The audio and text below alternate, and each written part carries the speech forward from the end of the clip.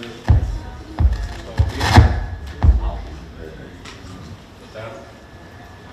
Vamos começar então a sessão da apresentação do Miguel Sousa Tavares, Cebola Coroa, Gonçalo Coroa, e começo por agradecer, em nome do Centro de Estudos Amarantinos, ao Miguel Sousa Tavares por ter-se disponibilizado para vir a Amarante fazer a apresentação do seu livro.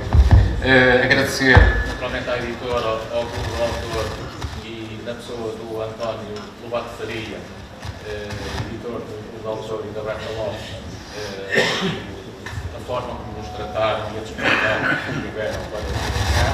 Agradecer também ao município de Amarante a parceria que fez connosco com o Centro de Estudos para esta iniciativa, ao Centro Cultural de Amarante, a cedência das instalações, e a todos aqueles que possibilitaram este evento, desde o pessoal do Centro Cultural de Amarante, a professora Emília Barbosa, que confeccionou esta belíssima broa à moda antiga, que de alguma forma vai ao encontro daquilo que é a obra do Miguel, a professora Marília, que ajudou também na preparação deste evento, o Sr. Fernando do Chão, a professora Carlota, a professora Celeste Natália e a professora Luísa Malato, o António Santiago, que vamos ter daqui a pouco, a professora Ema, a Mariana Sá, o Fernando Barros, o José Gonçalves, o Olímpio Fernandes, a professora Divina Sanches e todos aqueles que possibilitaram este evento que vamos ter aqui hoje. Feitos os agradecimentos, dizer que era absolutamente essencial para nós, no Centro de Estudos Amarantinos, que pudéssemos fazer esta apresentação. O Miguel, todos sabemos, estudou na primeira classe em Amarante, em Jazente, está ligado a nós. Eu diria que ele fala de nós, fala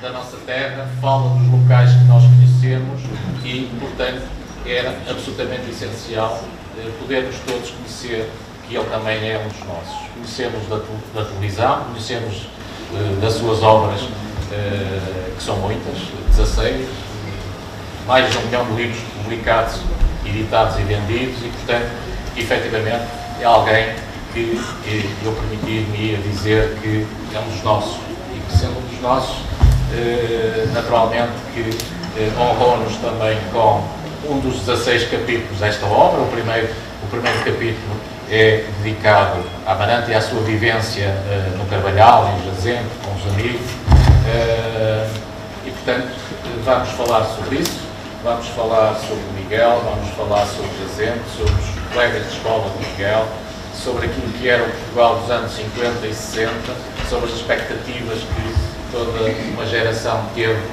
com o 25 de Abril e que veio a seguir, e sobretudo um jovem resistente que já tinha idade para estar na reforma, mas continua aí no ativo, digamos que a ser frontal, a ser incómodo para muita gente, mas ainda bem que há gente que faz este trabalho. Muito obrigado.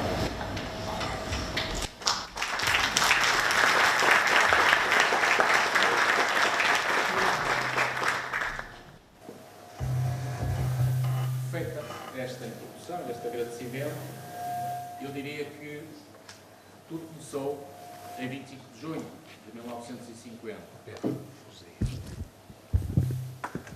As tecnologias. Tudo começou em 25 de junho de 1950, quando o Miguel nasceu, foi num domingo. Não sabia, não se lembra. Foi num domingo e... Jogava ao Porto. Jogava, seguramente. Mas há neste dia 25 de junho 3 acontecimentos que são curiosos e que de alguma forma traduzem ou ajudam-nos a perceber, para aqueles que acreditam nestas coisas, para outros será só uma mera coincidência, 3 episódios que eu gostaria de compartilhar aqui com todos. Estão aqui retratados neste slide atrás. Neste dia, 25 de junho de 1950, começou a Guerra da Coreia. Sabia. E, portanto, esta Guerra da Coreia, portanto, aquelas tensões lá na Península da Coreia, da Guerra da Coreia não é de agora, e, portanto, neste dia começou a Guerra da Coreia, que terminaria em 27 de julho de 53. Também neste dia tivemos um acontecimento dramático para os nossos irmãos do Brasil, que foi a final do Campeonato do Mundo de Futebol, uma final que estava ganha. O Brasil-Uruguai foi o segundo Campeonato do Mundo ganho pelo Uruguai, por 2-1. O Brasil esteve a ganhar por 1-0 e no final o Varela, que era o líder da equipa do Uruguai, deram a volta e foi na inauguração do Maracanã. 200 mil pessoas, quando estava tudo preparado para a festa do Brasil, o Brasil perdeu a final e o Jules Rimet, que ia entregar a taça, ficou sozinho porque todo o staff desapareceu, tal foi o baque que aquilo provocou. E é curioso que neste evento foi com o misticismo e com aquilo que de alguma forma marca também os brasileiros, aconteceu que foi considerado um desastre e nesse dia mudou o equipamento do Brasil. O Brasil tinha o equipamento de camisola branca com uma gola azul e calção branco, e a partir desse dia, para mudar os sinais das coisas, o Brasil passou a ter o equipamento com camisola amarela e gola verde e calção azul, que mantém até os dias de hoje. Foi por este acontecimento mundial de 50. E também neste dia tivemos um outro que está aqui relatado nesta terceira imagem, que foi o 9º circuito de Vila Real, o circuito automóvel de Vila Real. O Miguel também sabem todos que tem uma paixão pelo futebol, pelos automóveis, e dou um gosto pelos automóveis, e provavelmente o tio Manuel Alvito terá estado neste circuito de Vila Real, que foi o primeiro que foi ganho por um piloto estrangeiro, Piero Carini, que tinha corrido 8 dias antes na Boa Vista e que veio a Vila Real e ganhou esta prova num Oscar, um carro que veio por estrada de Itália até ao Porto e depois para Vila Real. Isto é curioso porque foram 3 acontecimentos no dia em que o Miguel nasceu e que nos ajuda de alguma forma a perceber o que é que, como é que estas coisas acontecem e da maneira que acontecem. Passaria. Esta imagem não sei se reconhecem, tem algumas parecências. Este é o Miguel. É o Miguel com 2 ou 3 anos, numa fotografia que nos cedeu, nos partilhou a Maria Manuel Alvito, que de alguma forma, como diz a Maria Manuel, era uma criança bonita e, portanto, acho que estamos de acordo, simpático, o Miguel, relativamente a isto. Isto agora para este slide, ou este conjunto de fotos, é um bocado para ilustrar a família de Amarante. O Miguel, já vamos falar sobre isso, o Miguel veio para Amarante, para a madrinha de Miguel, era a mãe da Maria Manuel, a Dona Maria dos Prazeres, conhecida por Maria do Carvalhal, e, portanto, veio para Amarante, e o tio Manuel, que era o marido da Dona Maria do Carvalhal, que o foi buscar ao comboio e que o Miguel retrata no livro precisamente a forma como a empatia se gerou entre os dois de imediato, e foi uma companhia permanente foram os dois companhia permanente, de tal forma que mais à frente o Dom Manuel Alvito pensou em adotar o Miguel, não foi? Portanto, a família já eram 5 irmãos, não é? E portanto o Xavier tinha chegado e, portanto, punha-se a hipótese de o Dom Manuel de querer adotar. O Dom Manuel Alvito, está ali o Pedro Alves Pinto, que já escreveu sobre isso, o Dom Manuel Alvito foi presidente do Amarante Futebol Clube Na época de 44-45, o futebol, o Amarante tinha deixado de ter atividade em 42 e, portanto, ele retomou, e foi ele que retomou a atividade do futebol. E esta fotografia aqui é interessante porque o Dom Manuel, pela paixão que tinha pelos automóveis, foi também ele um corredor. Este carro está ali, é um FAP.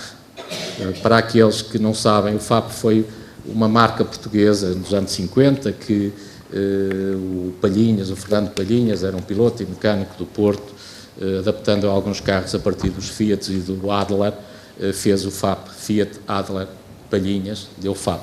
Este carro tinha sido um carro vencedor na época anterior, com o Gaspar Dorei, e o Dom Manuel Alvito fez pelo menos o circuito de Vila de Conde com este carro, o primeiro circuito da primavera. E, portanto, daí essa paixão. Miguel depois conta que foi com o Dom Manuel que foi ao circuito da Boa Vista ver o Grande Prémio de Portugal e recorda-se perfeitamente dessa situação. Ainda com a família de Amarante, portanto, temos aqui a Dona Maria do Carvalhal e a Maria Manuel Alvito e o Miguel numa fotografia que achei que era interessante partilhar e, portanto, acho que de alguma forma traça aquilo que é a família de Amarante que o Miguel partilhou e aqui ficou e permaneceu pela vida inteira. O Miguel continuou a vir, mesmo não estando em Amarante, continuou a vir. Eu ia ali falar com a Maria Manuel, não se importa? Ver se ela nos diz algumas coisas mais sobre o Miguel.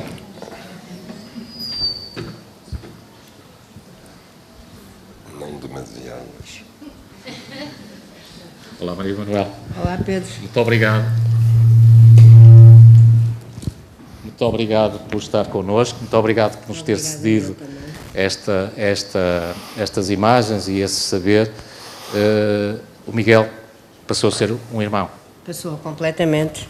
O único, aliás, que eu teria e tive, não tenho mais nenhum. Não foi irmão adotivo, esta história é verdadeira, do irmão adotivo. É verdadeira, não foi porque o pai do Miguel não deixou, por isso simplesmente. Mas continuaram a ter uma relação muito próxima. Sim, claro. Mesmo depois de ele ter ido para Lisboa. Claro, sim. E continuaram a fazer férias juntos. Sim, na sim. Granja, Sim. durante muitos anos. Certo? Exatamente. E o que é que leva a que ainda hoje continuem a ser irmãos? A amizade que temos um pelo outro, desde sempre. Se lhe pedisse que explicasse a estas pessoas que não conhecem o Miguel e que normalmente existe para aí umas certas imagens acerca do Miguel, conflituoso, de mau feitio. Conflituoso não, frontal. Frontal, verdadeiro, direto. Como é que definiria o Miguel? Corajoso. Inteligente, dinâmico, corajoso, muito frontal. Chega? Ele não quer mais. Não quer mais? Não quer mais. Olha, isto tem alguma coisa a ver com a família, com o pai, nomeadamente? O pai do Miguel? Sim. O pai do Miguel era um homem fantástico, uma inteligência rara, com um interesse extraordinário.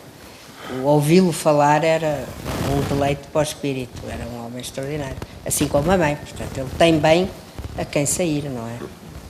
Acha que ele merece que o tratemos como um dos nossos? Eu acho que ele merece, evidentemente que merece. Penso que ele gostará. Nós gostamos com certeza muito. Muito obrigado.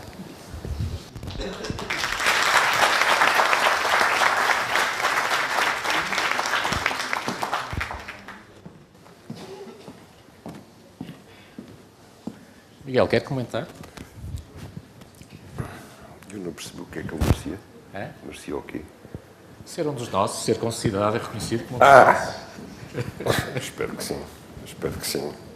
Boa tarde, primeiro. Boa tarde a todos. Obrigado por terem vindo cá, meus caros conterrâneos amarentinos. Não tenho muito a comentar. Eu sinto-me um bocado embaraçado. Faz-me lembrar o primeiro dia que eu cheguei a Amarante e ao Carvalhal. Dormi num quarto onde ainda hoje durmo, quando lá vou. E quando abri a janela de manhã, era como se estivesse noutro planeta. Eu nunca tinha saído de Lisboa. E estava numa casa estranha, no meio de gente estranha. E abri a janela e estava uma assembleia de putos, como eu, à espera que eu acordasse, porque tinham dito que tinha chegado outro puto de Lisboa, muito estranho. E eu abri a janela, pá, e estava tudo assim a olhar, pá, e eu também fiquei assim estarrecido, pá. E não sabia o que é que havia de fazer, pá, e mostrei-lhes uma bola de futebol. Tinha sido o meu presente que me tinham dado na véspera em Lisboa, quando eu tinha feito 6 anos. E os tipos disseram, ah! E então aquilo parecia aquele filme do 2001, Odisseia no Espaço, não é? Quando o homem consegue comunicar com o macaco, temos qualquer coisa em comum. Olha, uma bola de futebol, pá. E eu atirei-lhes a bola e fomos jogar futebol. E foi o meu primeiro contacto com os amarantinos. Temos alguma coisa em comum. E eu hoje sinto-me um bocado assim, pronto, temos aqui uma broa de futebol. Não posso tirar a broa para ali. Não vou tirar a broa para jogar, mas vamos começar a jogar. Vamos começar a bater bolas e a ver o que é que sai. Muito bem. Muito obrigado.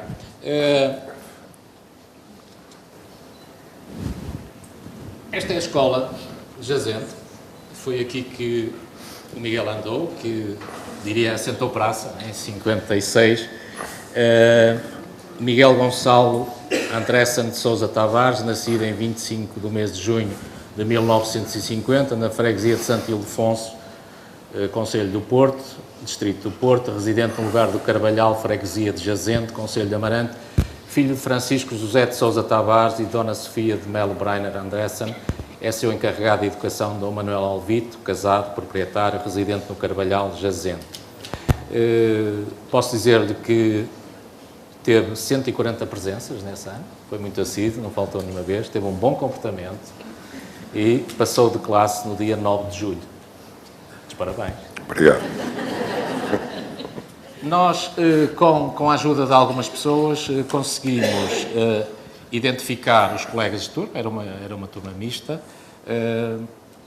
Gostaríamos e esperávamos ter cá pelo menos 18 mais 4 desses seus colegas desse tempo.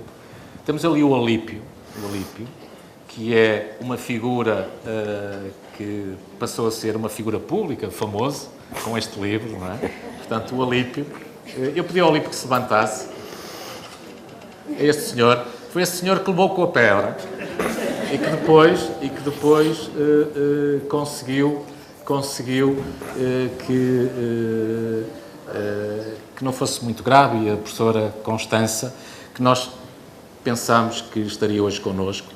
Felizmente ainda é viva, tem 95 anos, está bastante fresca, está bastante bem. Gostaríamos de a ter connosco, infelizmente não foi possível, mas temos alguns colegas desse tempo, temos também aquela senhora que se chama Rosa e o Sr. António Pereira, que também é um dos colegas dessa altura. Isso é uma coisa que vamos discutir a seguir, porque eles dizem que foi do peão, o Miguel diz que foi uma pedra. Era que foi uma pedra. Então, eu vou aproveitar para falar ali com o Alípio.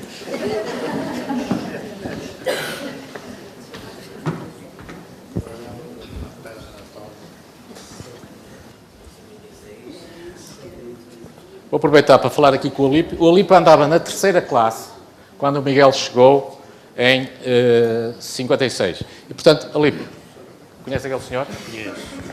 Apenas vi aqui e conheci logo. Então, como é que eram? O senhor era bastante próximo dele lá na escola? Éramos próximos um do outro. E parece que também participava nas futeboladas lá no Carvalhal. No Carvalhal aqui era. Ainda há pouco tempo estava lá marcada na parede da bola marcada.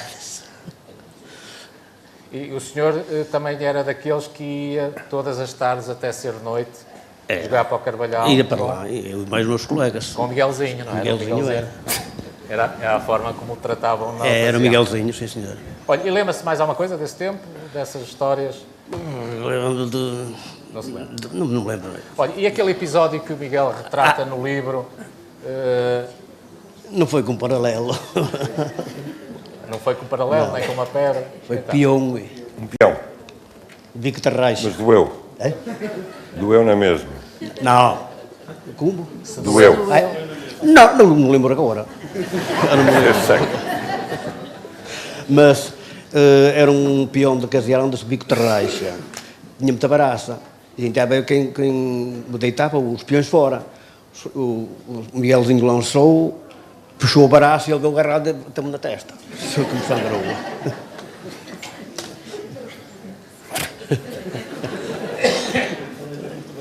Te lembras?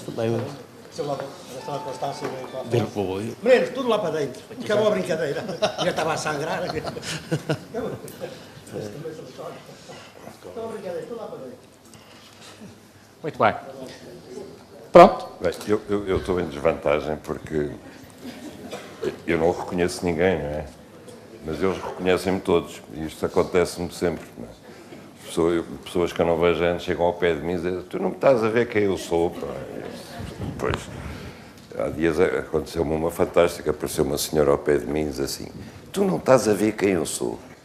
Eu disse: bem, tá. Mas tu estás igual. Eu disse: pois, pá, é que tu viste-me a semana passada. Pá. Não, tu estás igual. Pois, mas é que tu vês-me todas as semanas. Não, tu não és o Zé Luís Ferreira.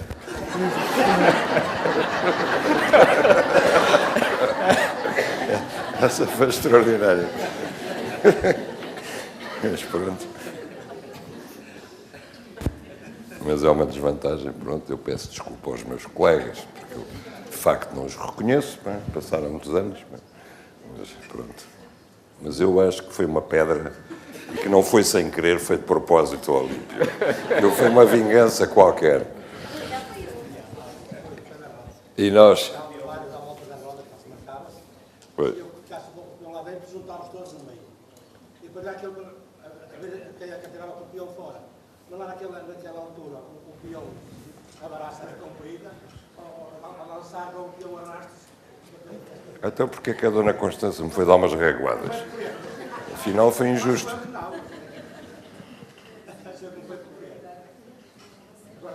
Para jogar a bola, quando não havia bola era mesmo com as toranjas. Olha, com as toranjas, dá cabeçadas nas toranjas. Belos tempos. É verdade. É verdade. Estamos velhos agora. Eu estou na mesma, desde segunda-feira. Amigo. Muito Já bem. assim há muitos anos. Muito bem. Miguel, Obrigado. vou-lhe fazer entrega, não sei se tem isto, a cópia Não. do registro na escola.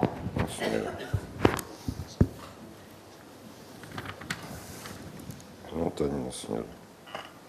Deve ser a única vez que eu tive bom comportamento. Pois, eu também fiquei admirado. Achei que muitas presenças e tão bom comportamento. É verdade. E aqui está a frase final fatal. Observações. Mudou de residência para Lisboa. Muito bem. Muito obrigado. Esta escola era uma escola... O Miguel retrata a condição dos colegas. O Miguel era o único que ia com botas para a escola. Os outros colegas iam quase todos descalços. Isto era o país que nós tínhamos nessa época. Um país miserável. Um país onde as pessoas se alimentavam mal, onde a condição da sobrevivência era a luta diária. Miguel, estamos longe disso? Felizmente estamos. Felizmente, quer dizer, eu acho que é difícil explicar às novas gerações até que ponto Portugal era um país miserável, subdesenvolvido em todos os aspectos, culturalmente, tudo. É muito difícil de explicar, quer dizer, acho que é um abismo. Aquilo que nós mudamos é, do ponto de vista social e económico, mesmo cultural, não tem nada a ver. É completamente diferente. Nem vale a pena elaborar muito sobre isso. Miguel, este livro tem um título diferente. Admito que os seus amigos e as suas amigas em Lisboa tenham ficado um bocado chocadas. Cebola crua, com sal. Pedro, eu chocar amigos e amigas nunca foi coisa que me preocupou muito. E leitores. Agora, o título, por acaso, foi difícil de arrancar. E eu sou um bocado paranoico com títulos, porque custa muito começar a escrever sem ter títulos. E este título saiu quando já o livro estava praticamente na gráfica. Eu já tinha experimentado uns 30 ou 40 e não resultavam, e este saiu de repente como se fosse uma revelação, porque estava lá e fazia todo sentido. Porque eu acho que, como digo na contracapa, não é impunemente que uma pessoa cresce num momento decisivo da vida, comer cebola crua com sal e broa. Isso, de certa forma, é uma coisa que é formativa na vida de uma pessoa. Depois, o que aconteceu, teve graça, é que as pessoas do Sul, ninguém sabia o que o título queria dizer, e perguntavam, e as pessoas que eram do Norte, ou que tinham tido pais ou avós do Norte, toda a gente percebia logo o que é que isto queria dizer. Claro. Porque percebiam que era uma merenda, que era uma coisa que se comia normalmente no Norte. Eu devo dizer que ainda hoje como cebola crua com sal. Só a broa é que não se arranja lá por baixo. Se calhar foi por isso que nós arranjámos umas cebolas e uma broa. Mas Miguel, no lançamento do livro eu tinha cebola crua com sal e broa também. A certa altura este livro esteve para se chamar Olhar? Não. Não? Não, teve para se chamar De Olhos Bem Abertos. É que a mãe de Miguel, numa citação que faz, a certa altura dizia-lhe que viajar é olhar. Isto é uma viagem aos tempos da sua juventude, aos tempos depois que viveu a seguir, e, portanto, pensei que fosse um bocado nesta linha de viajar é olhar. Não. Isso seria mais se fosse um livro de viagens, eu já escrevi alguns, mas não. Isto é De Olhos Bem Abertos, era no sentido de que eu tive, e tenho, continuo a ter, porque, como o Pedro disse, eu ainda não arrumei as botas, continuo a fazer jornalismo. E tive o privilégio de fazer jornalismo toda a minha vida, e o jornalista é uma pessoa que testemunha aquilo que vê, e o olhar é a minha câmara fotográfica privada. Durante muito tempo, eu, mesmo quando fazia jornalismo, por exemplo, uma revista que era pobrezinha, e que quando eu tinha que ir ao estrangeiro, eu era simultaneamente repórter e fotógrafo ao mesmo tempo, e nessa altura eu fazia fotografia, nunca foi nada de extraordinário, mas gostava de fazer fotografia de reportagem. E depois, sempre, eu acho que eu raramente viajei só para fazer turismo. Mesmo quando ia de férias, até em lua de mel, eu aproveitava para fazer reportagens, porque era uma coisa que me estava cá dentro. Eu gostava de contar histórias, gosto de contar histórias. E acho uma inutilidade estar sentado, deitado numa praia, apanhar sol sem fazer nada. Espero que seja a hora de jantar e depois a hora de almoço. E, portanto, se alguma... Tem que haver em qualquer sítio, tem que haver uma história para contar. Eu vou à procura dela, esteja ou não de férias. Mas, a certa altura, cansei-me das fotografias e percebi que o olhar era mais importante que tudo. E essa frase da minha mãe, que foi dita quando estávamos a viajar os dois em Roma, e aqui entre nós, ela estava sentada, estávamos sentados numa esplanada, ela estava a beber chá, ela bebia litros de chá por dia, e eu já estava farto de estar ali, queria dar uma volta, e ela queria ficar preguiçosamente continuar. E disse, Miguel, viajar é olhar. Pronto, ok. Mas a frase fazia sentido, de facto é olhar. Não quer dizer que se fique sentado o dia inteiro a olhar para a mesma coisa, para a mesma praça, mas de facto olhar é muito importante. E o olhar é mais do que olhar para as coisas, é olhar para aquilo que a gente vê, para as pessoas, para a cara das pessoas, para os sinais, para aquilo que identifica.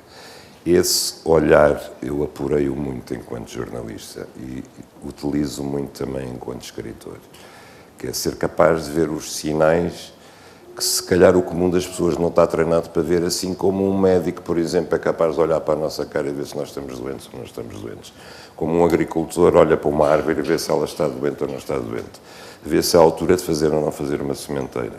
Como um mestre de obras olha para uma casa e vê se ela precisa ou não precisa de reparações. E cada um tem o seu olhar naquilo que faz na vida.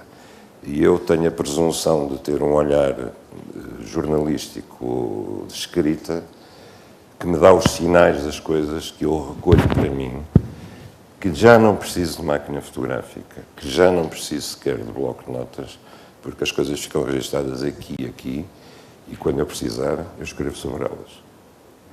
E é como se as tivesse fotografado. Não preciso nem de redes sociais, nem de fotografias aqui no telemóvel, nem de coisa nenhuma. Estão no sítio onde devem estar para as utilizar depois.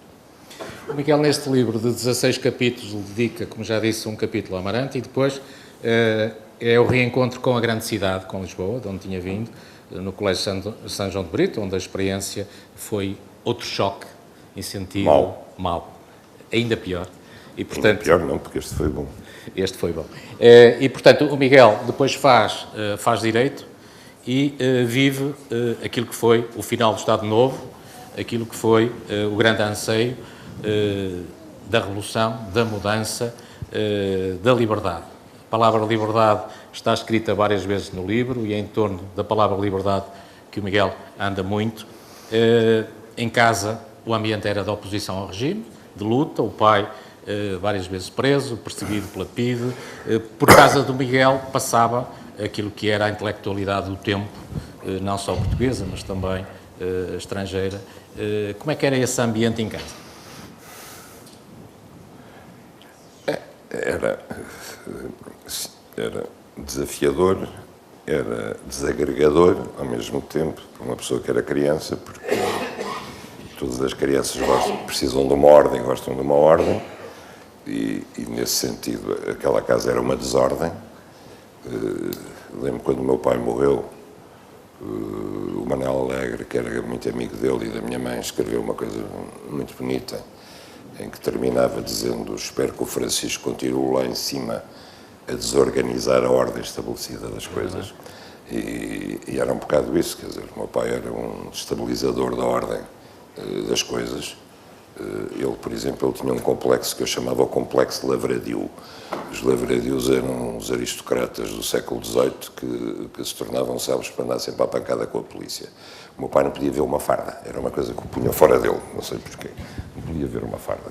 Via um polícia e ele parecia que se atirava ao polícia, por exemplo, e que tinha uma rejeição pela autoridade inata que me passou bastante, devo dizer. E que, por exemplo, era uma coisa que era destabilizadora, pronto. E não arranjou nada melhor do que enfiar-me num colégio de jesuítas que era tudo baseado na autoridade nem por cima não explicada, não é? E depois admirava-se que eu tivesse permanentemente de castigo e tivesse acabado por ser expulso do colégio, não é? Por ter dado uma estalada num padre. Foi um murro, não foi bem uma estalada. Mas havia essa desordem, mas ao mesmo tempo era uma desordem criativa, porque eu era novo demais na altura. Enquanto fui novo demais, a desordem marcava mais do que a criatividade. Depois, a partir de certa altura, começou a marcar mais o privilégio de perceber que tinha coisas que os outros não tinham e que, de facto, passavam lá por casa pessoas extraordinárias. Eu lembro aqui o João Vasconcelos, o João Pascoais, que era pintor. Eu lembro de uma sessão lá em casa que estavam o João Pascoais, estavam vários pintores que ficaram a pintar até às 5 da manhã. Tudo o que havia, papéis, tudo, não sei quantos, uns estavam bêbados, outros ainda não, outros viriam a estar. E à saída já não tinham mais papéis em que pintar. E havia um quadro de eletricidade à saída da porta da rua que tinha uma tampa de madeira branca. E o João agarrou em 2 canetas de feltro, uma azul e uma encarnada, e pintou um risco azul, assim, e um encarnado assim, e assinou João Mandrião, que era uma piada ao Mondrian, ao pintor que fazia uns riscos assim. Ele assinou João Mandrião. E já ninguém os conseguia tirar lá de casa, porque eles não se iam embora. E então, personagens desses, havia vários a passar, cantores, músicos, isto, aquilo, aquilo outro. O Zé Escada, que era um grande pintor, ia para lá vender quadros a 50 escudos na altura, tudo, quer dizer, aquilo era uma desordem, parecia um abrigo, às tantas dos sem-abrigo, de tudo. Às tantas lembro de aparecer a mãe do João César Monteiro, do cineasta. Ele já era maluco, a mãe ainda era mais maluca. Foi lá pedir dinheiro à minha mãe porque o filho tinha morrido e ela não tinha dinheiro para o funeral. E era mentira. Então, era o meu pai e a minha mãe, muito comovidos, a dar-lhe dinheiro para enterrar o filho. Era pura e simplesmente mentira. E só descobriram quando um amigo dos meus pais telefonou a dizer: então morreu o César, apareceu cá a mãe dele a pedir dinheiro para o funeral. E depois descobriu-se que era mentira. O filho estava vivo assim. Pronto. E pronto, isto tinha graça. O Rui Sinati, o poeta, grande amigo dos meus pais, voltou de Timor e não tinha onde ficar, ficou lá em casa. E então achámos muito estranho. E o meu pai convenceu-nos que era o nosso irmão mais velho, tinha voltado de Timor, ele tinha mais de 30 anos que nós. Não cabia na cabeça de ninguém, mas pronto. Mas convencemos que era o nosso irmão de Timor e tal, e ele era louco, varrido. Também contava histórias fantásticas. E as pessoas iam e vinham assim, uns malucos extraordinários. E aquilo, de facto, foi extraordinário, como eu digo. Depois ficavam até às 5 da manhã, depois discutiam política, cantavam música, dançavam, sei lá. A gente acordava, tinha que se levantar depois às 6h30 para ir para a escola. Íamos cheios de sono e tal, pronto, tinha essas coisas. E depois temos os episódios na Faculdade de Direito, que aquilo era uma rebaldaria completa nessa altura. Em que sentido? Em termos de oposição, o MRPP, a Associação de Estudantes e tudo. Isso havia, mas era muito chato. A Faculdade de Direito era muito chato. Muito chato. Era muito chata. Era chatérrima, não tinha graça nenhuma. Os professores eram chatos. Dito que, em termos académicos, era uma boa escola, e hoje em dia vejo que os maus juristas não andaram na Faculdade de Direito de Lisboa, os bons andaram. Passa publicidade, mas era profundamente chato. Marcavam faltas, a gente tinha que ir para lá. Eu adormecia invariavelmente nas aulas, mas pronto. Tinha umas colegas simpáticas que me davam a encontrar de ombros e eu acordava. Tinha uns professores engraçados, o Marcelo era um professor engraçado, por exemplo, o Galvanteles, etc., mas a maior parte eram chatos que só debitavam a sebenta. Não tinha grande interesse. E depois a seguir temos o dia inicial inteiro e limpo, que a sua mãe retratou, o 25 de Abril, que foi uma grande esperança, e aquele episódio do seu pai, que aparece à frente dos tanques que tinham vindo de Santarém, porque não sabiam até qual era o caminho para o Quartel da Graça. O Miguel estava lá nessa altura, depois, quando o seu pai, em cima da guarita de megafone, é uma imagem que todos conhecemos, e alguns dos que estão aqui presentes viveram esse período. O seu pai lá em cima, o que é que sentia naquele momento? Um episódio engraçado que as pessoas não sabem é que na coluna do Maia vinha o meu cunhado, que estava a fazer tropa em Santarém, e que era namorado da minha irmã, ia-se a casar com ela, e que o Maia acordou às 2 ou 3 da manhã, já não me lembro, e acordou lá a casamata, a camarata, e disse: vamos a Lisboa de roubar o regime, quem é que quer ir? Então a gente disse: eu. Não ouviram a segunda parte, só ouviram a primeira: vamos a Lisboa. E lá vão eles todos. E foi assim. E então o meu cunhado encontrou o sogro, que andava, tinha vindo de um torneio de britos de noite e encontrou a tropa na rua. E viu tropa, fardas, tal. Essa cheirou-lhe a fardas boas, foi perguntar o que é que se passava. E o Maia disse: vimos derrubar o regime, anda à procura do quartel do Carmo, não sei onde é. Eles venham atrás de mim. Pronto, foi assim que foi. Estava lá o meu cunhado. E depois eu tinha inaugurado nessa noite uma casa em Lisboa e não tinha campanhas na porta. Não havia telemóveis, não tinha telefone também. E acordei com um amigo meu a dar murros na porta, às 6 da manhã, a dizer que havia um golpe de Estado. E fui à rua, telefonei para a casa da minha mãe, e a minha mãe disse: e o seu pai está lá metido, e o Francisco, que era o meu cunhado também, e está aqui a Sofia, que era a minha irmã, a chorar, não sei o quê, vá já para lá. E eu fui, pá. E então, pronto, encontramos todos lá, pá. Uma coisa, parecia um chá de família, quase aquilo. Aliás, há aquela história depois, quando vão à aldeia ou ao Alentejo, em que... Em Monsaraz, Exatamente. Em Monsaraz, que eu costumava ir muito para lá, passar os fins de semana, com a que viria a ser a minha mulher, mas isso é depois, 2 dias depois, que há a libertação dos presos políticos em Caxias, e o meu pai vai lá, porque tinham uns clientes dele que estavam presos, na PIDE.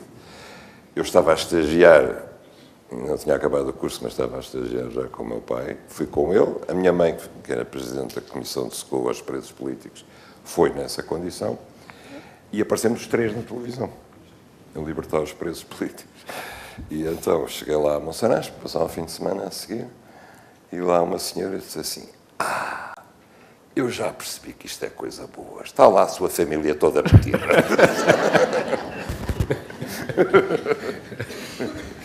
Pronto.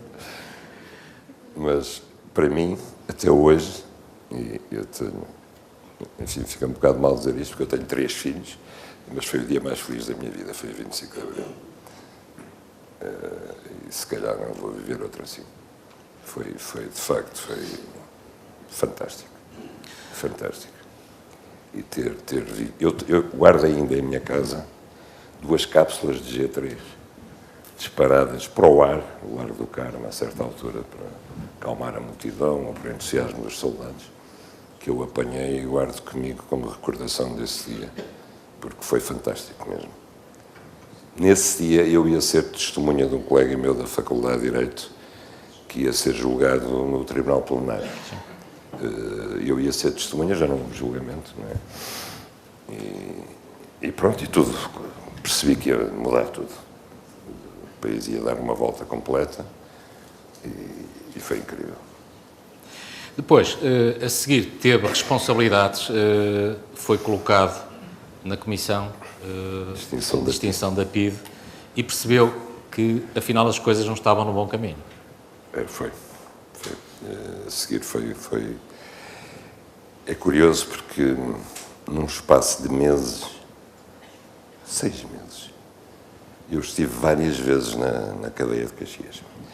A visitar o meu pai enquanto preso, a visitar na Comissão de Extinção da PIDE, a interrogar PIDEs, que tinham estado a interrogar o meu pai meses antes, e depois a interrogar presos do 11 de março, na qualidade de ainda advogado deles, já tinha terminado o curso, nas 3 situações. E eu entrava no reduto norte do Forte de Caxias, com a sensação que a história estava em movimento acelerado e que qualquer dia podia ser eu o preso. E aquilo era a sensação. Aliás, esse ano que se vive, esse ano e meio, entre abril de 74 e o 25 de novembro de 75, é um movimento uniformemente acelerado do ponto de vista político, independentemente das ideias que cada um tivesse na altura. Eu tenho agora o que olho para aquilo. Aquilo foi absolutamente emocionante. Quando aquilo acabou, e felizmente que acabou, porque não podíamos viver sempre assim, aquilo era uma feira de loucura, eu, que era jornalista, pensei que chatice que isto vai ser a partir de agora. Porque, de facto, todos os dias a gente... quem trabalhava em jornais, aquilo era absolutamente emocionante. Era desgastante, mas era emocionante. Eu chegava ao fim do dia, eu só me lembrava do que diziam os jornalistas do Vietnã. Isto é o trabalho mais emocionante do mundo e ainda nos pagam para fazer isto. Caramba, era verdade. Não espero que nos conte tudo, porque há coisas que não se contam, mas aquele período o Miguel teve acesso a um conjunto de informações, e nomeadamente daquilo que foi o desaparecimento de muita da informação constante dos arquivos e que mais tarde viriam a aparecer, sabe-se lá como? Nos arquivos Mitrokin, em Moscou. Exatamente, que iriam de aparecerem. Não, eu conto isso tranquilamente, independentemente da composição política da Assembleia. Eu vi com os meus olhos, eu escrevi-o, eu disse-o, e fui chamado à PJ, à DCCI, para dizer, e disse: eu vi o PCP a roubar caminhões de arquivos da PIDE, sob a cobertura do MFA, da Marinha, que era quem tinha a guarda do Forte, caminhões de arquivos que depois apareceram em Moscou e foram publicados no arquivo Mitrokin. Portanto, passou diretamente, arquivos NATO, muitos, mas não só arquivos NATO, secretos, passou diretamente para Moscou, apareceram em Moscou. Começaram por fechar uma ala do Forte de Caxias, onde só podiam trabalhar os tipos do PCP, os outros não podiam. Eu não era de partido nenhum, tinha sido indicado para lá pelo Partido Socialista e pela Luar, mas não pertencia a nenhum dos dois, mas não era do PCP, deixei de ter acesso àquilo. E depois comecei a perceber porquê. Pronto, os arquivos foram carregados. E eu disse isto, escrevi-o publicamente, fui chamado para testemunhar, testemunhei, disse: sim, senhor, isto é verdade, e pronto, não aconteceu nada. O Miguel defende no livro que o Partido Comunista tinha um projeto de instauração do regime comunista em Portugal. Não tenho a mais pequena dúvida. Não tenho a mais pequena dúvida. Nenhuma. Aliás, isso está documentado. está documentado e a minha única dúvida hoje é se em Moscou, que era o Brezhnev, se eles deram luz verde ou não. Se eles acharam que tal era possível ou que não era possível. Agora, os americanos cruzaram os braços. E, embora o Carlucci em Lisboa os tenha convencido a não cruzarem os braços e disseram não, aquilo não está perdido para o Partido Comunista. Não, vocês apostem no Mário Soares. E que foi financiado pelos alemães, muitíssimo, pela Fundação Konrad Adenauer, e que foi quem fez o contragolpe. Agora, que o Partido Comunista quis tomar o poder, não tenho a mais pequena dúvida. Eu perguntei isso ao Álvaro Cunhal em entrevista. É claro que ele me disse que não. Ele disse não de todo, não quisemos. Eu disse, mas qualquer livro, há um livro de um húngaro chamado François Feijó, chama-se História das Democracias do Leste, que se a gente ler esse livro, nós vemos como 20 e tal anos depois, o Partido Comunista Português fez exatamente os mesmos passos que foram feitos lá. Passo por passo. Unicidade sindical, tomada de controle da imprensa do Estado, tomada de controle dos serviços secretos, tudo. Passo por passo, tudo. Pronto. O objetivo principal depois era decapitar o Partido Socialista, que eles tentaram fazer com o golpe do Manuel Serra contra o Mário Soares. Pronto. Quando falharam aí, começou tudo a andar para trás. Miguel, depois tenho uma experiência no Ministério da Educação e o seu entusiasmo posto ao serviço do país, mas foi caindo esse entusiasmo. Rapidissimamente. Até que saiu mesmo. Saiu. Aliás, é aquele episódio curioso do Miguel ter sido naquele expediente de passar ao quadro e que demitiu-se 8 dias depois. Acho que depois de ser curioso. admitido na função pública, eu demiti-me. E quando os colegas diziam, mas tu és maluco, tu metes uma licença sem vencimento. Tu acabar de ser admitido na função pública, tu não te demites.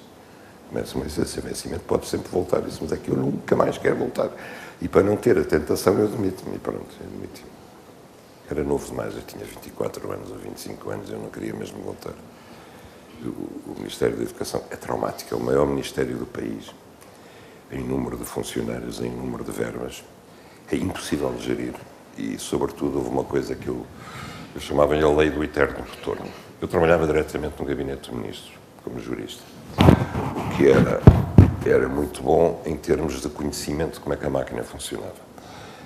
E a máquina funcionava de acordo com essa tal lei do eterno retorno, ou seja, chegava um assunto para resolver, eu dava a informação jurídica para o ministro e o ministro decidia. Eu achava que o assunto estava morto. Passados 1, 2 meses, voltava ao mesmo assunto. Porque o tipo a quem a decisão era aplicada não se conformava. Então recorria. Era preciso, outra vez, voltar a dar a informação com base em supostos factos novos que não havia. E outra vez para o ministro, aquilo voltava. Nunca nada estava decidido. Nunca. O tempo que se perdia era uma coisa absolutamente extraordinária. E o Miguel tem aquela grande vitória, que é aquela anotação que faz para o Ministro, para o Conselho de Ministros. Tudo detalhadamente sobre o aumento das rendas de casa. Exatamente. Eu acho que essa merece ser contada. Então, conte. Na primeira pessoa. Bom, eu tinha, por acaso parece incrível, eu era um puto de 24 ou 25 anos, mas eu tinha a faculdade de ver antes, porque o ministro me dava a agenda do Conselho de Ministros, com 2 dias de antecedência, para eu fazer uma anotação. Eu comecei a fazer as anotações jurídicas e ele dizia, não, eu quero também a anotação política. Você me diga o que é entende politicamente as leis que vão ao Conselho de Ministros. E havia uma lei que era só e mais nada a liberalização de rendas. Pura e simplesmente. De um dia para o outro, as rendas eram todas liberalizadas. E eu fiz uma anotação que disse ao ministro, isto é só e mais nada a lei que o Salazar nunca se atreveu a fazer. Se o senhor faz isto amanhã, você tem 10 milhões de portugueses na rua. E o ministro levou aquilo ao Conselho de Ministros. E E o Mário Soares estava a despachar o Conselho de Ministros, como sempre, queria-se embora, queria despachar. Disse agora aqui a lei, o Ministro da Habitação, Eduardo Pereira. E o Ministro da Educação, depois dele, Mário Soares, esta é a lei que o Salazar nunca se atreveu a fazer. Isto é a liberalização das rendas. Isto é aprovado. Amanhã estão 10 milhões de portugueses na rua. E diz que se faz um salto na cadeira. Virou-se para o Ministro da Habitação e disse: você é maluco ou quê, homem? Você traz cá uma lei destas? Rasgou a lei. E depois o Ministro contou-me isto e eu fiquei a pensar: pô, olha o poder que um puto de 25 anos tem. Já viram? Depois desiludiu-se, entretanto, já continuou a atividade como advogado durante 16 anos e passou definitivamente para o jornalismo. Foi durante algum tempo mantendo quase meio tempo. Era uma vida de cão, mas depois desisti, não dava. Mas alguns dos grandes programas, sobretudo de informação e de investigação, devem-se ao Miguel. Em televisão portuguesa. Eu não os fiz sozinhos. Claro. Não. A televisão é sempre um trabalho de equipe, sempre, sempre, sempre. O Miguel é muito crítico relativamente à RTP. À RTP desse tempo. Desse tempo. E aquilo que continuou a ser a RTP. Paga por nós todos. Hoje em dia eu já não sou muito crítico, porque eu não sei, na verdade já não sei o que é que lá se passa. Já não sei bem o que é que lá se passa. E eu, se estiver a criticar, é sem conhecimento de causa. Estaria a arriscar a ser injusto. No meu tempo, aquilo era um fartar de vilanagem, era uma coisa inacreditável. O desperdício de dinheiros públicos que ali se passava não cabe na cabeça de ninguém. É que não cabe mesmo na cabeça de ninguém. Era escandaloso. Era uma máquina em que havia, por cada tipo que queria trabalhar, havia 3 tripos a evitar que ele trabalhasse mesmo. Era tremendo. E a minha passagem, assim que aparecem as televisões privadas, eu tinha saído da RTP, tive anos sem fazer televisão, quando volto e vejo, e vou para a primeira televisão privada que começa a funcionar, que é a SIC, a passagem foi brutal. Quer dizer, eu a primeira vez que entro no estúdio da SIC para fazer um programa, os câmaras e os assistentes de câmara fazem uma coisa que nunca tinham feito na RTP. Quer dizer, quando eu vou entrar, diz assim: força, Miguel, força, vai ter eles. Nunca me tinham dito isto na RTP, nunca. O pessoal estava-se nas tintas, o programa corria bem ou mal, perfeitamente nas tintas. Quer dizer, aquela noção de que no fim do mês temos o ordenado garantido, isso não existia, nem existe nas televisões privadas. Pelo contrário, quer dizer, a gente ali vive um sufoco com as audiências, com uma coisa que é demais, quer dizer, também custa muito a aguentar, não é? Mas que as pessoas vivem aquilo com a sensação de que, pá, ainda não tinha muito falado a dizer: porra, Miguel, pá, vamos ter que fazer não sei o quê, pá, estamos a perder o mês por milésimas, pá, come on, pá, também, caramba. Mas, quer dizer, há um sentimento de que temos que lutar pelo ordenado que não existe na televisão pública de todo. Quer dizer. Aliás, eu recomendo que leiam aquela parte do Sr. Dias, o motorista da RTP, que ganhava o quilómetro, mas o Miguel é que conduzia com medo, porque ele via mal, tinha muitos... Não, esse é o monumento a como é que aquilo funcionava. O Sr. Dias foi contratado na Beira para ser, o que é que ele era? Para ser motorista. Ao fim de 3 ou 4 meses tinha espatifado 2 carros à RTP. Como tinha espatifado 2 carros, foi promovido. Tinha que mudar de ramo, não é? Mas para mudar de ramo tinha que ser promovido. Foi promovido a assistente de som, que era um degrau acima. Mas o Sr. Dias era surdo. Como era surdo, ele não podia ser assistente de som. Mas o que havia a seguir era acima, era assistente de imagem. O Sr. Dias tinha uns óculos de fundo de garrafa assim. Não via nada também. Pá. Então o Sr. Dias carregava o material e então ele, cada degrau de incompetência que subia, ele tinha que subir mais outro patamar, porque não servia para nada, aquilo era absolutamente extraordinário. Eu tenho umas fotografias inacreditáveis, fui para a Amazónia com o Sr. Dias e fomos filmar para uma tribo de índios na Amazónia. Foi uma grande aventura para conseguir chegar lá e para conseguir ir filmar, mas enfim, houve uma avionete que nos pousou lá e foi lá buscar-nos 8 dias depois. E eu, o câmara e o Sr. Dias. E o Sr. Dias, então, o Sr. Dias achava que conhecia o mundo inteiro e falava a preto com todos os brasileiros, porque ele tinha estado em Moçambique e dizia que tinha ajudado a montar as turbinas da bagagem de Cabora Bassa. E então, aquilo era uma tribo de índios, como já não há muitas, e as últimas o Bolsonaro vai acabar com elas, mas os índios de facto andavam nus de arco e flechas e pintados e tudo. E o trabalho dos dias então era carregar o material de filmagem. E mal chegou, a nossa avioneta chegou, deixou-nos lá, e os índios viram o Dias a carregar as coisas e acharam muita graça e puseram-se a carregar também. E o Dias percebeu, pá, que tinha ali uns ajudantes, pá, e começou a fazer viva de soba. E no primeiro dia, lá dormimos, pá, eles têm assim uma palhota no meio que chamam a Casa dos Homens, onde só os homens e adolescentes, depois de terem passado por uma cerimónia de iniciação, é que lá podem estar. Tem umas redes, deitam-se lá, e eu vou dar com o Sr. Dias, deitado na rede, os miúdos índios todos à roda dele, e o tipo a falar o que imaginava que era a linguagem dos índios, que falavam uma língua que ninguém percebia, assim: eu, Dias, o outro lado do mar, muito mar, construir grande bagagem, turbinas, e os índios fascinados com os sons do Dias. E eu fiquei a ouvir aquilo, e de repente, primeiro deu-me vontade de rir, depois fiquei espantado, porque pensei, foi com tipos destes que nós chegámos ao fim do mundo. De facto, nós fizemos um império com gajos que não se assustaram com nada, com Dias, com tipos assim, com tipos extraordinários.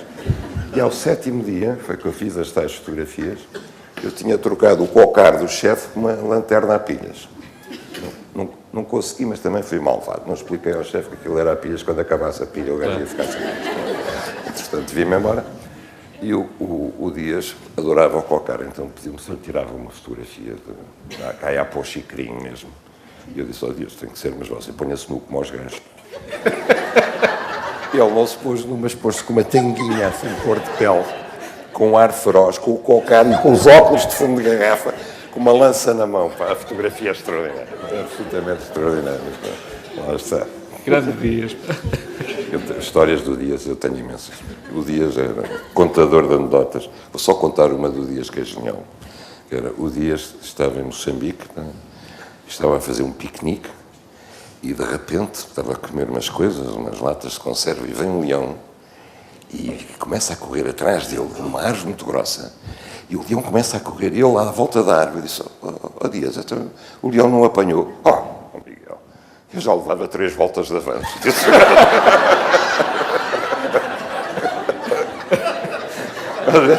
Um gajo destes nunca se atrapalhava. Como assim?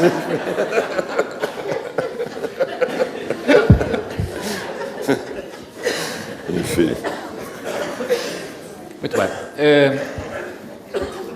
Mário Soares. Mário Soares. Também me ri muito com ele. Mário Soares também tinha piada, tinha algumas boas.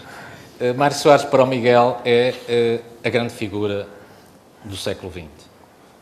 Amigo de casa, da nossa política. Amigo de casa, cumplicidades com a família, com o seu pai, e alguém que o Miguel admira bastante.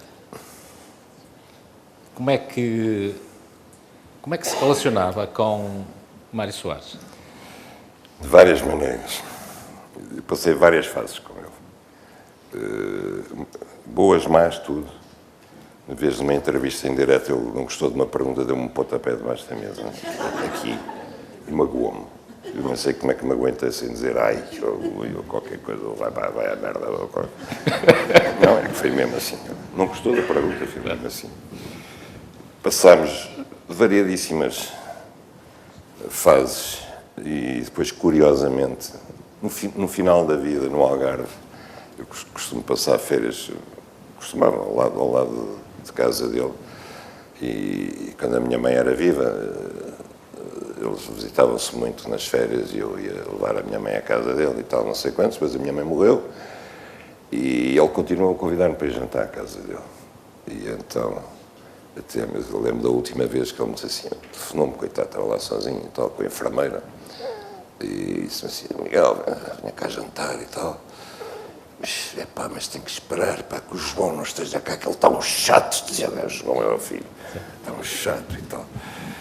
E eu, pronto, eu Ele era um grande contador de histórias também, tinha muita graça. Mas era um homem que eu admirava muito, porque tinha muita coragem, muita perseverança. Eu acho que ele conseguia ver longe e naquilo que era essencial ele não se enganava. Depois tinha muitos defeitos, pá, e eu nunca escondi. Também se levantou uma vez comigo numa entrevista e desargou, foi-se embora, pá. Felizmente não era em direto, era no Palácio de Belém. Foi-se embora aos gritos, pá. Você veio aqui ofender, não sei quem, foi-se embora. Aí eu que já o conhecia, fiquei sentado e olhei para o assessor dele e disse assim: "Oh, Carneiro Jacinto, o que é que tu achas? Um quarto de hora, meia hora?" E o cara diz: "20 minutos." 20 minutos. Ele voltou. Pronto. Mas sem ele, Mas Portugal também hoje seria diferente. Também lhe contei uma anedota uma vez que ele adorou. Íamos num avião, já não sei a caminho de quê. E eu contei-lhe uma vez que, ó, Sr. Presidente, ele é Presidente, sabe a anedota quando o senhor morre e vai para o céu? Eu disse: não. O senhor é teu, mas chega lá acima, não é? E resolve ir para o paraíso, pelo simples não é melhor que o inferno. E chega lá e o São Pedro diz: "Pá, não pode ser, Dr. Marechal, o senhor fez tantos pecados no mundo, você não pode ir para o céu." O Sr. Presidente implora, e diz: "Está bem, pá, ok, pá, mas olha que eu também levei a democracia a Portugal, olha que eu pus Portugal na Europa, olha que não sei o quê." "Epá, está bem, pronto, olha, você entra, mas vai levar uma grande penitência." "Então, e qual é?" "Você vai andar 20 anos de mão dada com a Madre Teresa de Calcutá de manhã à noite. Você acorda com ela, toma pequeno almoço com ela, almoça com ela, janta com ela, dorme com ela, não fala com mais ninguém com ela de manhã à noite." Tem que ser, tem, ou então é inferno." Bom, se é inferno isso, eu vou com a Madre Teresa." Bom, o Sr. Presidente vai, de mão dada com a Madre Teresa, e nisto vê passar o Cavaco de mão dada com a Madonna. Aí o Sr. Presidente passa-se na cabeça. Bem, esta anedota estou a contar a ele no avião. Passa-se na cabeça, volta atrás e diz: "Ó, Sr. Pedro, está bem que eu tenho alguns pecados, mas o Cavaco é algum santinho para ir com a Madonna." "Calma, filho, aquilo é a penitência da Madonna." Pá. O homem ia caindo do avião abaixo. E foi o momento de maior felicidade. Ele torcia-se a rir. Felicidade do gajo era qualquer coisa. O pó que ele tinha ao Cavaco, só visto, pá, mas é que só visto mesmo. E ele tinha graça nisso, o gajo, isso falava, ele a falar assim: "O gajo, esse filho da mãe, esse bandido daquele gajo, esse gajo é um bandido, esse gajo não sei quanto." Viajar com o Soares era um programa, tudo aquilo. Ainda na política... O Medeiros Ferreira, o ministro estrangeiro, mas não sei onde o Medeiros Ferreira enfiou-se numa livraria, armada intelectual, desapareceu, perdeu-se. Agora disse: "Ó pequenino, onde é que tu estás, ó pequenino?"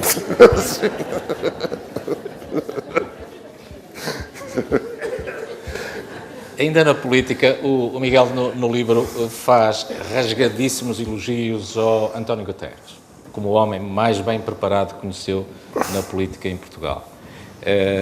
E conta alguns pormenores dos encontros que tiveram, setoriais, preparatórios, e o desencanto que ele teve a certa altura e que o fez ir embora por ter perdido umas eleições por pouquinho. Eu acho que ele não se foi embora por ter perdido as eleições. Ele foi-se embora porque ele estava desiludido com a política e com o partido. E ter perdido nas eleições europeias por nada foi um pretexto para ele se ir embora. Ele quis se ir embora.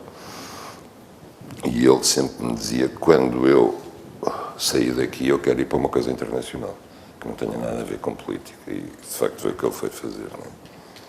Quando foi lá para a coisa das migrações.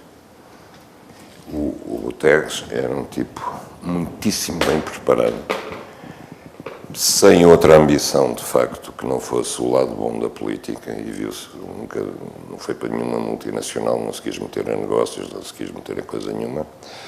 Teve um tremendo azar na vida dele, que foi a morte da mulher, e além da morte, aquela agonia foi muito difícil de viver.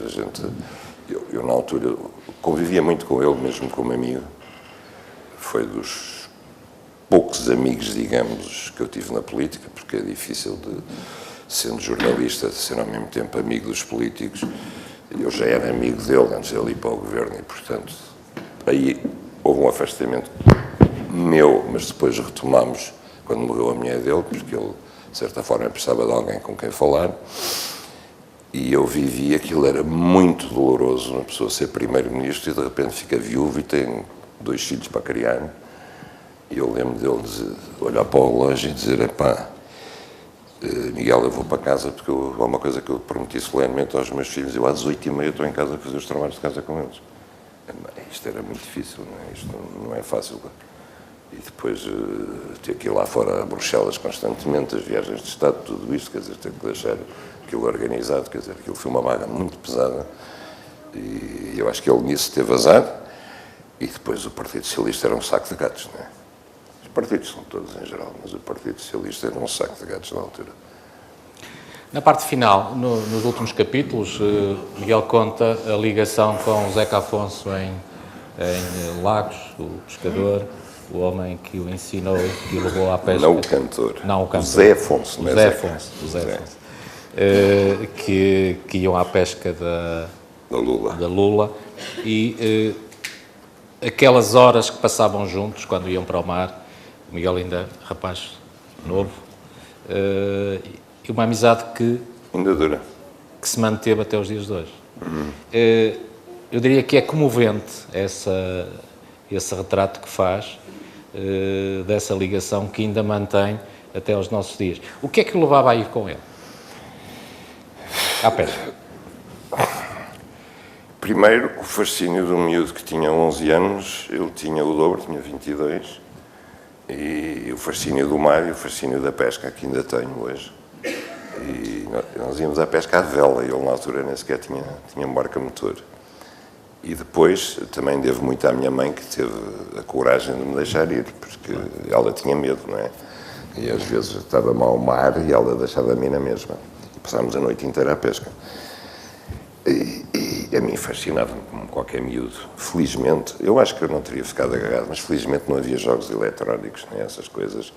E o meu pai só deixou entrar a televisão em nossa casa quando eu tinha pai de 16 anos, que também ajudou muito. Mas pronto, quer dizer, os verões nessa altura em Lagos era praia, e mar. Era apanhar caranguejos, camarões, aprender a mergulhar, e ir à pesca à noite era mais uma escapatória. E aquilo era mágico. Eu tenho saudades, assim como tenho nostalgia de comer cebola com sal e broa, tenho nostalgia do cheiro do Petromax no mar. Daquele cheiro que ficava meio tonto com aquilo. E de comer escabés, que era o que se comia, porque não tínhamos como aquecer a comida. Portanto, comíamos sempre escabés de peixe frio. E no fim, para aquecer, o Zé Afonso dava-me um medronho. Que ainda hoje em dia gosto imenso, porque aquilo queimava, descia para aqui adentro, um puto de 12 anos, 11 anos, a beber um medronho no fim, não era? Era qualquer coisa. Nessas idas ao mar, a observação das estrelas, a mesma observação no deserto, de que o Miguel gostava particularmente, a mesma observação das estrelas no Brasil, nessa relação muito próxima sempre com as estrelas. O que é que o fascina nas estrelas? Isso levou a um equívoco extraordinário, que foi uma ex-mulher minha que quis-me dar um presente e perguntou à minha filha o que é que eu gostava. E a minha filha disse, ele gosta de olhar as estrelas. E então a coitada foi me dar como é que se chama aquele aparelho de ver as estrelas? Um telescópio profissional, meu Deus. E aquilo só para fixar aquilo e ver uma estrela demora 2 horas. Porque se a gente mexe 1 milímetro já não está a ver a estrela, está a ver outra a 2 milhões de quilómetros ao lado. Isso, aquilo foi uma coisa. Foi um equívoco extraordinário. E depois assim, não, eu gosto de estrela, não, eu gosto de estar a vê-las assim, todas ao mesmo tempo, não é agora? Bom, mas, qual era a pergunta, Pedro? Era o seu fascínio pelas estrelas. Não sei, não é o dos Reis Magos. Não são essas do telescópio. Não sei, não. O mesmo fascínio que tem pelo Brasil. É o mesmo fascínio que os portugueses tiveram quando foram? É um bocadinho. O Miguel não é um português Há suave, é um português poema, universal. há um poema do Fernando Assis Pacheco que eu gosto muito, que é assim: olhei as estrelas no céu. Como é que é? Olhei as estrelas no céu. O nome das estrelas que me passaram. Olha isto. Bom, esqueci-me. Mas não me guiam. Eu quero o dia claro sobre as gentes da minha terra. O pensamento claro devorando-me a cabeça. Talvez seja um bocado isso. Talvez as estrelas me tragam lucidez. Pelo menos trazem-me reflexão. Eu passo grande parte do meu tempo a olhar o céu, a olhar as estrelas. Isso não é tempo perdido, é tempo de construção. É tempo de iluminação de ideias. É tudo menos tempo perdido. Há quem passe o tempo no Facebook. Eu, felizmente, não tenho Facebook nem redes sociais. A minha rede social é olhar as estrelas, digamos. E o Brasil? Somos nós lá? Não, o Brasil não. Eu já não gosto do Brasil. E não gosto de falar do Brasil. Já foi uma paixão minha. O Miguel também diz que é um homem de juras, que depois não cumpre. Mas eu, a sério, deixei de gostar do Brasil. De repente tornou-se-me um território estranho, incompreensível. Não entendo, a sério. Não. E como gostei muito do Brasil, não gosto de... Não quero dizer nada que possa ofender os meus amigos brasileiros, nem o resto. O Brasil foi uma grande desilusão para mim, sério. Eu gostei demasiadamente daquele país. Não creio que volte lá tão depressa. E o futuro? O Miguel já tem condições, os 66 anos e 6 meses para a reforma. Sim. E voltou agora ao ativo em força, ao jornalismo, à edição do Jornal da Noite da TVI. Não vai pendurar as pantufas? Vou. Calma-se, vou. O país precisa de si? O país, acho que não precisa de mim. Não tenho essa presunção de maneira nenhuma. Acho que o país não precisa de mim. Eu, enfim, fiquei lisonjeado por, estando na minha tranquila vida da SIC, vir outra estação de televisão que convidaram e desafiaram-me para fazer uma coisa diferente. Que eu quis fazer diferente também. Dito isto, fiz um contrato por 2 anos, quis acabar a fazer jornalismo, não apenas comentário, quis voltar ao jornalismo, tem sido uma experiência muito boa. Vejo que as pessoas estão a gostar muito de trabalhar comigo e eu de trabalhar com elas. É bastante violento em termos físicos e mentais, mas é bastante reconfortante. E daqui a 2 anos, acho que sim, acho que vou ficar só a ver estrelas e a escrever. Muito bem.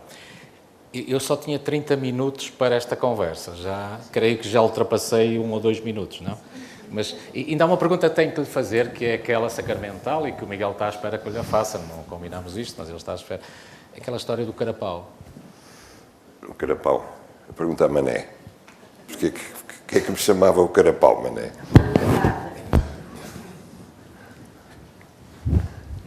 Ele nadava mais debaixo d'água do que por cima d'água.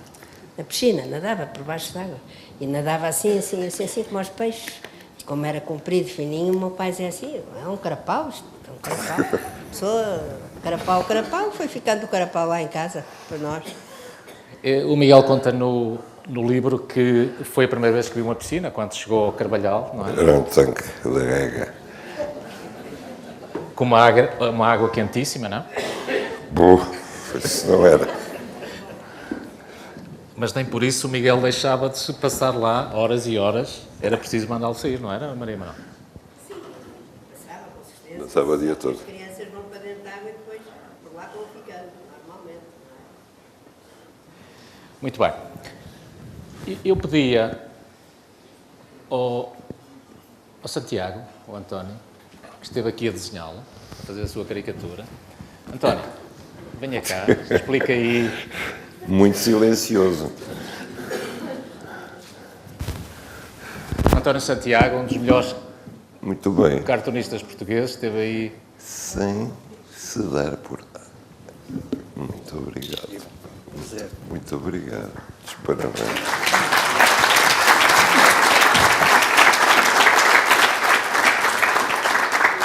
Eu chamava também o Fernando Barros, que também tem aqui qualquer coisa da sua obra. Obrigado. Obrigadíssimo.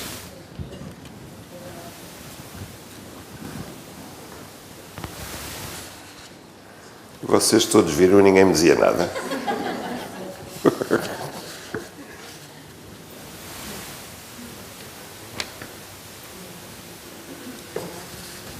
Queres rasgar ou rasga o Miguel?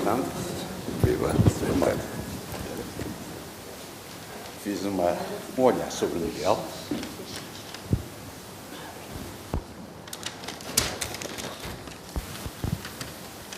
É por aqui que tiro. É só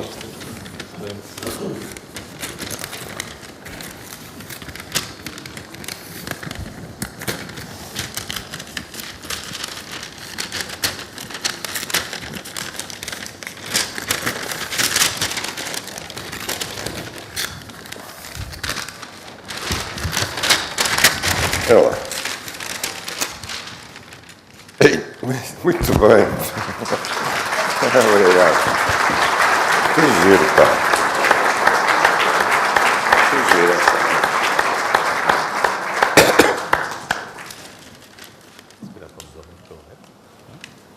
Aqui.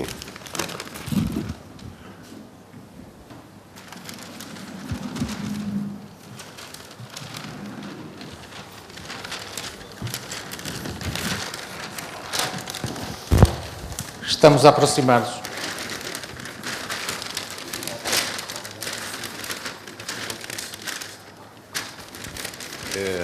Está a Honda Civic matrícula TX a estorbar.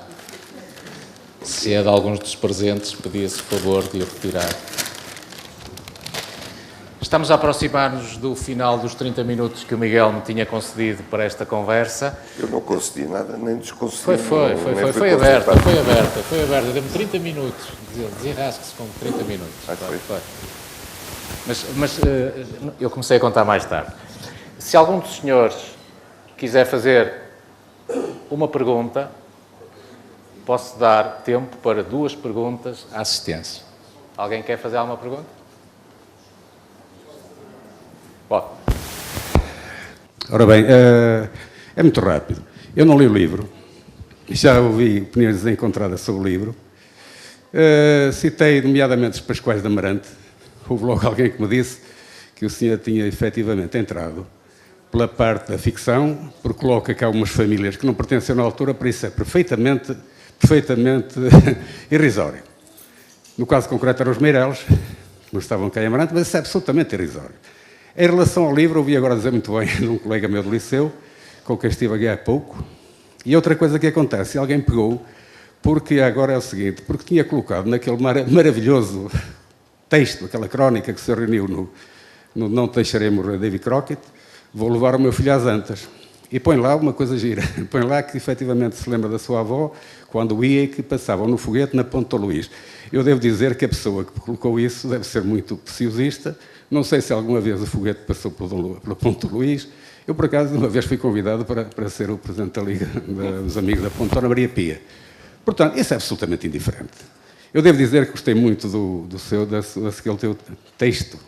Vou levar o meu filho às Antas, que acha que os pais devem levar o filho às Antas. Eu tenho um filho que é, de facto, portista ferrenho. O professor João Mota até fez uma coisa extraordinária, que eu aproveito para dizer aqui. O meu neto perdeu uma bola com a assinatura de Vítor Bahia e a doutora Hermínia e o João Mota, um dia qualquer, só fizeram isto. Arranjaram ao meu neto uma bola com toda a equipa de Futebol Clube do Porto. Portanto, eu convivo com isso e, portanto, a doutora Hermínia agradece-lhe muito isso, tem uma consideração tremenda por isso, só por isso e por muito mais. Portanto, eu acho que quem escreve, acho muito bem, por exemplo, aquela sua descrição dos Pascoais de Amarante, quando fala o que era a vida no Alcino, o que fala a vida que era no Clube Amarantino, que efetivamente como é que as pessoas faziam quando vinham aqui às vindimas e às colheitas. É um belo texto que eu recomendo, porque é interessantíssimo. E em relação, eu termino como comecei, não acho se o comboio passa ou não passa pela Ponte de São Luís, para mim é perfeitamente secundário. E, portanto, se os Meireles que cá não estivessem, acho que não há razão alguma para pegar no assunto. Conheço muito daquilo que escreve, nem sempre concordo com os seus pontos de vista, obviamente, não é obrigatório. Nas crónicas que faz, costumo lê-las também, sempre. E o que acontece? Digo-lhe que Amarante, na realidade, devia, de facto, reconhecer melhor os escritores que passaram por aqui. Desde Alexandre O'Neill, que era uma pessoa extraordinária. Aqui à minha esquerda está um parente do Alexandre O'Neill. Está bem, depois fala, doutor. E é giríssimo, vou-lhe contar uma história que leva daqui que é giríssima. Dizia o Alexandre Pinheiro Torres que uma vez o Alexandre O'Neill, ele casou com a Teresa Patrícia Gouveia, mas uma vez o Alexandre O'Neill queria vender ao Alexandre Pinheiro Torres a própria cama, porque ele tinha dito assim, tu agora estás como queres, casaste com uma filha de um banqueiro, e a Teresa Patrícia Gouveia era uma grande senhora, tu estás como queres. E tem histórias como essa que são maravilhosas. Queria vender a cama ao Alexandre Pinheiro Torres. Portanto, olha, eu acabo muito sinteticamente. Não tem importância se de facto o foguete passava ou não passava. O seu texto, vou levar o meu filho às Antas, é pedagógico para os portistas e não só. Portanto, eu gosto, estou aqui com gosto. Vou ler, obviamente, e não tenho ideias feitas em relação ao que escreveu. Leio algumas coisas que escreve, gosto muito de muitas crónicas e, portanto, se quer pegar no tema e clarificar, para além dos Meireles que é um dado adquirido que não estavam cá, se quer clarificar se de facto o foguete passar por cima da ponte, porque se não passar o foguete por cima da ponte, você coloca a ponte a passar debaixo do foguete. Estou convencido disso. Obrigado. E como estamos no centenário de nascimento de Sofia, vamos terminar esta sessão com uma homenagem a Sofia.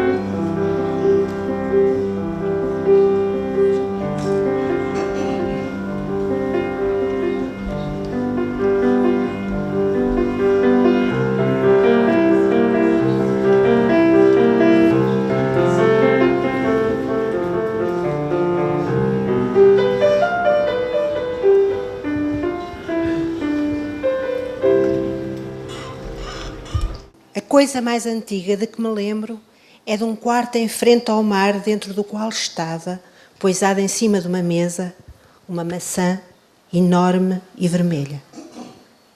Do brilho do mar e do vermelho da maçã erguia-se uma felicidade irrecusável, nua, inteira. Não era nada de fantástico, não era nada de imaginário. era a própria presença do real que eu descobria. Mais tarde, a obra de outros artistas veio confirmar a objetividade do meu próprio olhar.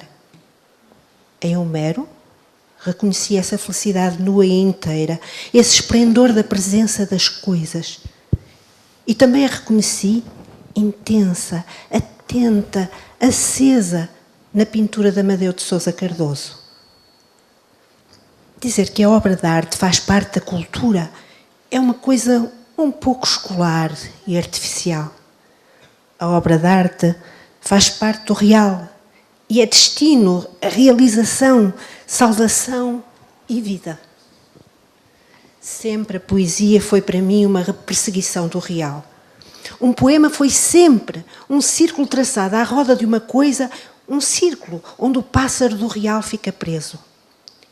E se a minha poesia, tendo partido do ar, do mar e da luz, evoluiu, ela evoluiu sempre dentro dessa busca atenta. Quem procura uma relação justa com a pedra, com a árvore, com o rio, é necessariamente levado, pelo espírito da verdade que o anima, a procurar uma relação justa com o homem. Aquele que vê o espantoso esplendor do mundo é logicamente levado a ver o espantoso sofrimento do mundo. Aquele que vê o fenómeno quer ver todo o fenómeno. É apenas uma questão de atenção, de sequência e de rigor.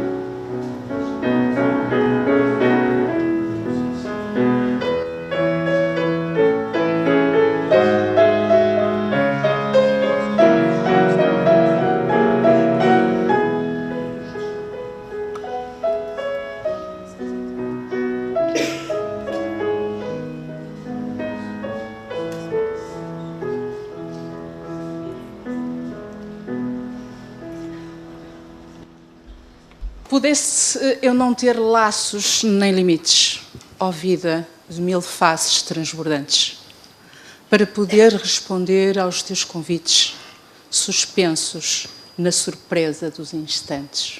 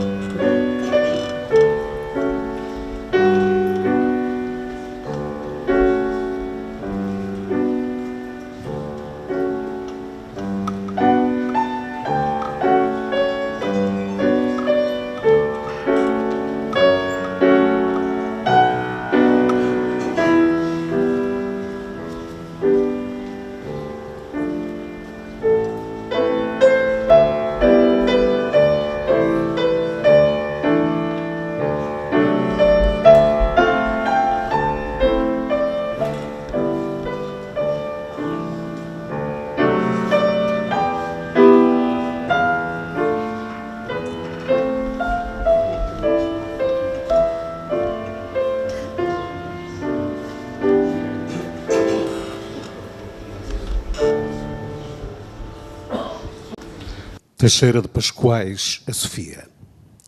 Ó Nereida a cantar ao som da lira, entre as ondas e as nuvens.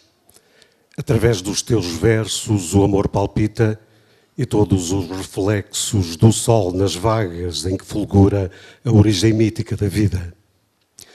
Deusa oceânica, líquida estátua, fada em nuances de luz e transparências ondulantes. E nos deslumbra e foge, sempre a fugir e a deslumbrar-nos, sempre diante de nós, e no horizonte só água e céu.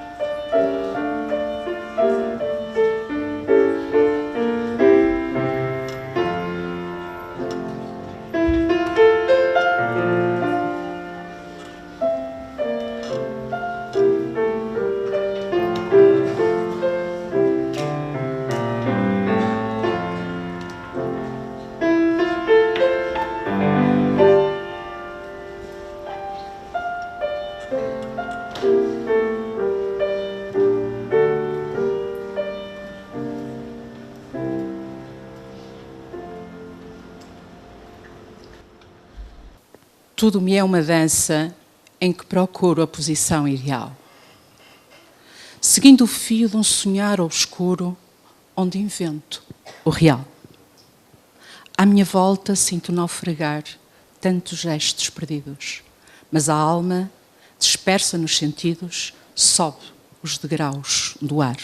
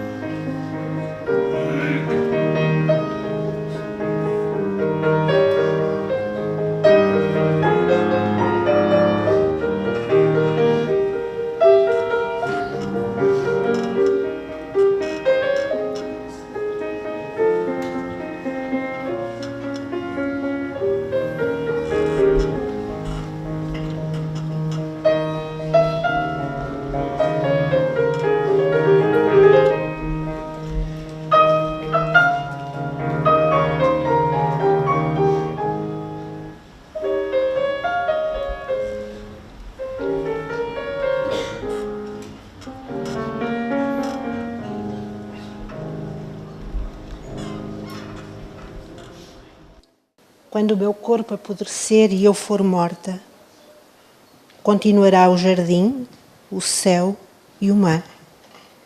E como hoje igualmente hão de bailar nas 4 estações à minha porta. Outros em abril passarão no pomar, em que tantas vezes eu passei. Haverá longos poentes sobre o mar. Outros amarão as coisas que eu amei. Será o mesmo brilho, a mesma festa. Será o mesmo jardim à minha porta. E os cabelos doirados da floresta. Como se eu não estivesse morta.